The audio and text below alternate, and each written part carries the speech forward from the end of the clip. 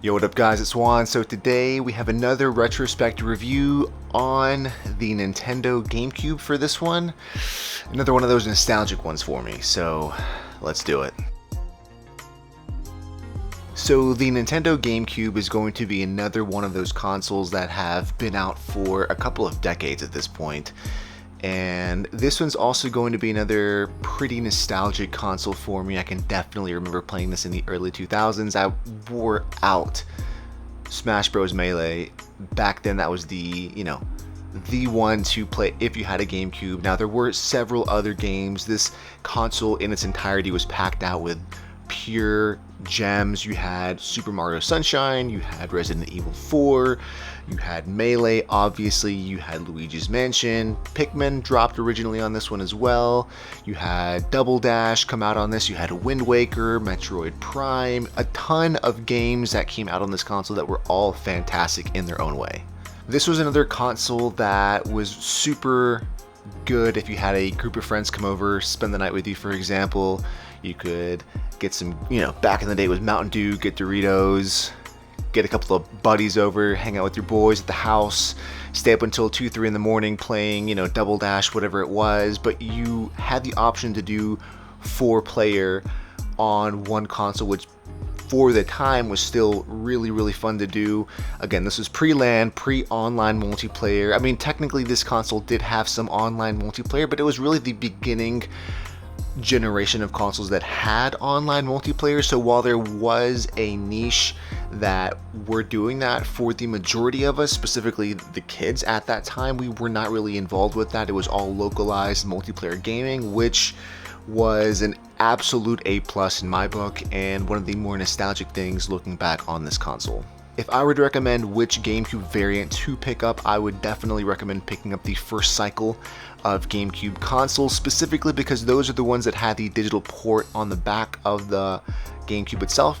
That will actually give you a better color representation if you pick up one of the adapters that actually utilize that, versus using an adapter that only utilizes the composite port on the back of the console. So the one that I ended up opting for was that one, and I ended up actually picking up the Eon adapter for that. The Eon MK version 2 is actually the one that I have. Yeah, I've done a short on that as well. I'll link that up here on the top if you have not seen that. If you want me to get further in depth with it, let me know, but that's the one that I opted for. It's excellent. It utilizes the digital and the analog ports on the back of the GameCube, giving you the best possible picture available. The console itself is very unique. It's a bit on the nose, specifically because it is an actual cube. It's called GameCube. Makes sense, right? But it does have a carrying handle. A carrying handle on the back of the console. That was super cool. It kind of looks like a little bit of a lunchbox, but it does give you that option to pretty much pick it up by the handle, and it actually helps out a lot in terms of portability and such. If you flip the GameCube upside down, you'll see that the console itself has detachable different parts. When you basically remove those, you'll see that you'll have a few ports down there. One of them was for the broadband adapter. A few games back in the day let you actually connect onto the internet for online multiplayer gaming, but again, it's not what it is today. It was very primitive. It was very much in its early life cycle and such, but you could technically do it back then, and I believe you can still do it now, depending on different servers that you may find online that you can actually utilize that for. But that is for the broadband adapter. The other one on there was actually for the Game Boy player, if I'm not mistaken. The Game Boy player was a separate accessory that you could buy for the GameCube, effectively enabling the GameCube to play Game Boy, Game Boy Color, and Game Boy Advance games on the console itself. You would basically attach the thing to the bottom of the GameCube, pop in your favorite Game Boy games, GBA games and such, and basically be able to play it on the TV, which for its time was pretty groundbreaking. One unique thing that the GameCube had, besides the fact that it was a cube and that had a carrying handle, was the fact that it was using small discs. Now that was a bit of a con, specifically because at the time Sony and Microsoft were using full-on CD-ROM discs, which would basically enable them to put additional information on the discs. So Nintendo did have to take a bit of a cut on the total number of megabytes that they could put on the disc itself because of its small size. That did help them in terms of piracy and such, but again, they did sacrifice a lot of space on those discs. That is, in retrospect, one of its more, I guess, endearing features, just because it definitely stands out amongst the bunch. If you look at a GameCube disc and you look at an Xbox game or a PS2 game, you can definitely tell just at a simple glance which one is the GameCube game, and I guess that's just one of its more enduring features at this point. Another pretty interesting design take is actually going to be the controller itself. The controller is very unique.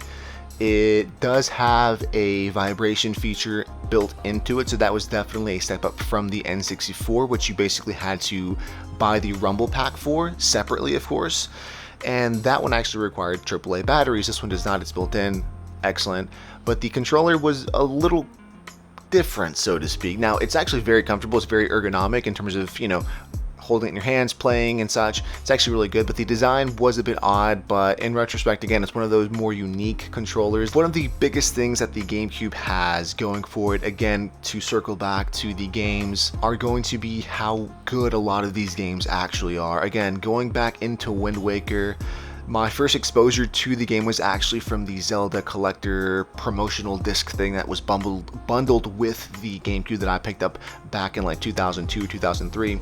That one was really the disc that kind of put Zelda Wind Waker on the map for me. It had that demo disc and such, so I remember wearing that demo out. That disc actually had Ocarina of Time, Majora's Mask, and the first couple of Zelda games from the NES as well, so that one was specifically the disc, the game that got me on board with Wind Waker, and a lot of the other Zeldas that I might have skipped over as I was a younger kid as well. But again, this game was really, really cool, really nostalgic. I remember also playing Tony Hawk's Underground as well, and picking up the GameCube variant and playing the heck out of that game. I used to love Tony Hawk's Underground. That was one of the, I believe, the first Tony Hawk game that actually let you get off of your skateboard and actually like run around like on your feet, which I know sounds kind of dumb now, but back in the day that was like the thing. It was like, oh, you can actually get off the skateboard and wander around walking or running. So that was cool. Metroid Prime was also another really good game. I remember playing Metroid Prime and getting lost, and I don't think I ever actually finished the game, specifically because I kind of got lost at one portion, probably about midway through the game, and getting a little bit bored with it. I know, I'm actually going to go back and play the remaster that came out recently, so no worries on that. But yeah, Metroid Prime, from what I remember, was a super fun GameCube game. Melee, without question, is the game to play. Melee was groundbreaking for its time. It still holds up extremely well. It's still one of the best Super Smash Bros. Game. The only one that could really contend with Melee would probably be the one that's on the Switch currently. Outside of that, Super Smash Bros. Melee, again, for its time, whether you were playing single player or whether you were playing multiplayer, was phenomenal. There were a ton of things to do if you didn't have any friends over at the time. You could do all the collectibles, unlock all the characters, etc., etc. If you had friends over, hopefully had some friends over to play this game. If you have not picked up the GameCube in several years, or if you have never actually played a Nintendo GameCube, I think now is definitely the time to do so. A lot of these games are getting bumped up in price on eBay and such, secondhand stores, retro stores and such. So I think if you are planning on giving this console a shot, now would be the time before prices skyrocket too much. A lot of these games still hold up very well. Oddly enough, while the GameCube had a ton of really good games, memorable games that still hold up to this point, it actually didn't sell very well, strangely enough. The PS2 at that point was really just dominating the entire market. The PS2 really took advantage of the CD-ROM and DVD era and pretty much ran with it. That one was basically taking advantage of being a DVD player / a game console all in one. So people were buying the PS2 just to use it as a DVD player, and then also having the addition of having a game console at the house. So that one was basically blowing out Microsoft and the GameCube. GameCube was in third place back in the day. I remember everyone had a PS2, and then it was Xbox, and then it was the GameCube behind that. But nonetheless, the GameCube is still a really, really good game console. One that you should definitely pick back up if you have not. One that you should definitely give a shot if you've never actually played the console before. Alright guys, so that's pretty much it. If you liked the video, you know what to do. Give it a thumbs up. Subscribe if you have not. Comment down below as well with any questions or comments that you might have on the GameCube or any other consoles that you might want me to check out in the future. Aside from that, it's Juan, and I'll catch you next time.